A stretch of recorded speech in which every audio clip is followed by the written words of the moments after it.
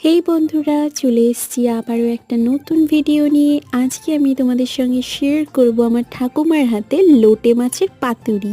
লোটে পাতুরি তৈরি করতে একটি বড় মাপের বাটিতে নিয়ে নিচ্ছে 400 গ্রাম মতন লোটে মাছ। তার মধ্যে দিয়ে দিচ্ছে 2 টেবিল চামচ শুকনো লঙ্কা বাটা, 2 চা চামচ হলুদ গুঁড়ো, 1.5 চা চামচ নুন, আরও দিয়ে দিচ্ছে 2 চা চামচ রসুন বাটা এবং 2 টেবিল চামচ পেঁয়াজ বাটা।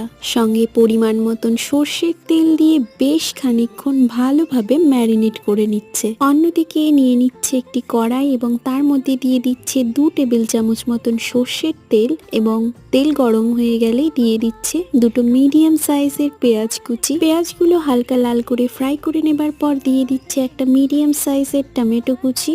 এরপর দিয়ে দিচ্ছে ম্যারিনেট করে রাখা মাছ এবং মশলা। কিছুক্ষণ নেড়ে চেড়ে একটু জল দিয়ে ফুটিয়ে নিয়ে শেষে ধনেপাতা কুচি ছড়িয়ে দিলেই তৈরি লোটে মাছের পাতুরি।